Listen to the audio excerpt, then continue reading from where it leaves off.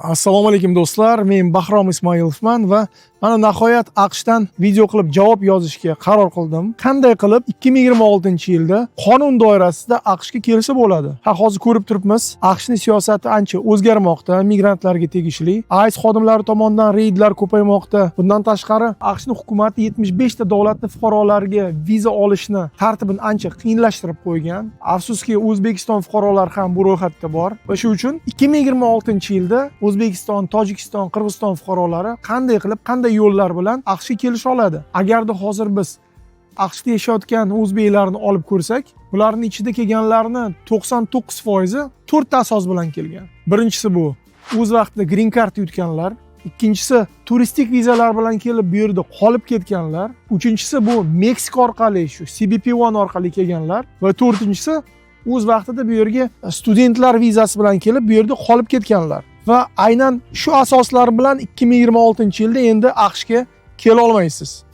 Aynan shu asoslarni birinchi bo'lib AQShning yangi hukumati oldini olishga harakat qildi. Masalan, turist bo'lib kelish hozir nihoyat qiyin. Keyin studentskiy vizalarni olish ham ancha qiyinlashtirilgan O'zbekiston fuqarolariga. Meksikadan o'tishni umuman unutsa bo'ladi. Hamma ilgari qo'llanadigan tizimlar, programmalar hozir to'xtatilgan va nihoyat Green Card lotereyasi ham vaqtinchalik to'xtatildi.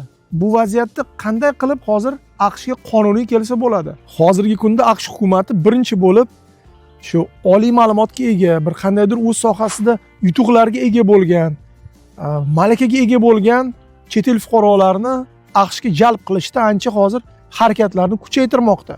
Bu tizimlar ilgari ham bo'lgan, lekin shu oldin aytgan asoslar orqali kelish osonroq bo'lganligi uchun bu tizimlarni bizning vatandoshlarimiz uncha ishlatishmasdi. Bu birinchi bo'lib talantlar vizasi va biznes vizalar. Shu talantlar viza deganimizda bu albatta qandaydir katta talantlarga ega bo'lgan odamlar emas. Bu birinchi bo'lib o'z sohasida yutuqlarga ega bo'lgan, AQShning hukumati qo'ygan kriteriyalar, asoslarga ega bo'lgan shaxslar, bu o'z yutuqlarini, professional qobiliyatlarini to'g'ri qilib, keys qilib AQShni maxsus vakolatxonalarga topshirgan shaxslar aynan shu talantlar vizasini bugun olishmoqda. Bunday viza berilishda birinchi bo'lib nimaga ahamiyat beriladi AQSh hukumati tomonidan? Shu sizning mutaxassisligingiz, professional yutuqlaringiz internetda o'z davosini topish kerak. Buni isbotlari bo'lishi kerak internetda. Bundan tashqari siz o'z sohangizda shu yashayotgan davlatingizni assotsiatsiyalari, uyushmalari, boshqa professional soyuzlarda a'zo bo'lishingiz kerak. Sizning sohangizda ishlayotgan mutaxassislar sizning shu mutaxassisligingizni tan olish kerak. Bunga maxsus bir xatlar yoziladi, rekomendatsiyalar pismalar. Bundan tashqari sizning oyligingiz, daromadlaringiz ham bir rasmiy ma'lumotlar bilan isbotlanishi kerak. Aynan shunday ma'lumotlar bilan siz sekin-sekin o'z keysingizni yig'ishni boshlaysiz va to'g'ri ravishda bularni hammasini shakllantirib, o'z vaqti kelganda AQSh hukumatiga sizning shu talantingiz, mutaxassisligingizni isbotlab berishga imkoniyatga ega bo'lasiz. Mana hozir masalan ko'p ko'ryapman, Rossiya, Ukraina, Belarus, Qozog'iston fuqarolari bunday vizalarni olishmoqda. Ular har xil sohalarda ishlab kelishadi. Bir xil keyslarda shu fashion industriya bo'lishi mumkin. Bu o'z vatanida manikyur, pedikyur salon ochganlar ham bor. Ular o'zini mahoratini aynan shunday bizneslar ochishda yig'ib, to'plab, keys qilib, AQSh hukumatiga yetkazib berib, bu yerda green kartalar olishmoqda. IT sohasi bo'ladimi, ishlab chiqarish sohasi bo'ladimi, xizmat ko'rsatish sohasi bo'ladimi, farqi yo'q.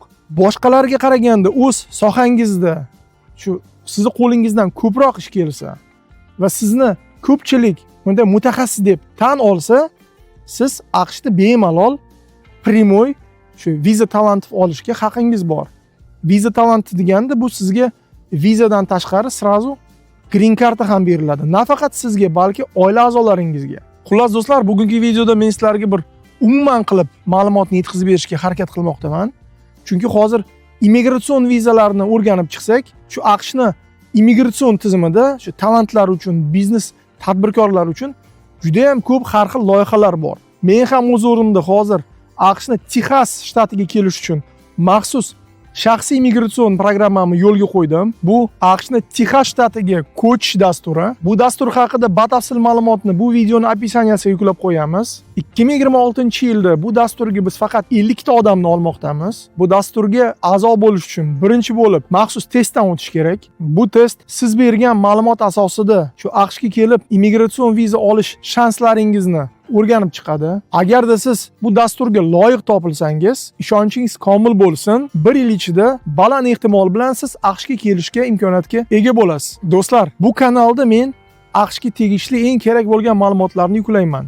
Bu vizalarni va immigratsion dasturlarini xili. AQShga ko'chishni nimadan boshlash kerak? O'zbekiston, Tojikiston, Qirg'izistondan turib qanday hujjatlarni boshidan tayyorlash kerak? Qanday kasb egalariga AQSh birinchi bo'lib vizalar bermoqda? Va yana ko'p kerak bo'lgan ma'lumotlar. Shuning uchun bu kanalga albatta podpiska bosib qo'yinglar. Keyingi videolarimizda biz albatta AQShga kelib aynan shu dastur orqali vizalarga ega bo'lgan bizning vatandoshlarimiz haqida ma'lumotlarni yuklab qo'yamiz. Bundan tashqari, bu kanalda biz har oy AQShda bo'layotgan vaziyat va eng muhim bo'lgan qonunlar haqida ma'lumotlarni yangiliklarimizda yuklaymiz. AQShga tegishli qandaydir savollaringiz bor bo'lsa, kommentariyada yozinglar, men har doim ularga javob qilishga harakat qilaman. Sog' bo'linglar, hurmatli vatandoshlar.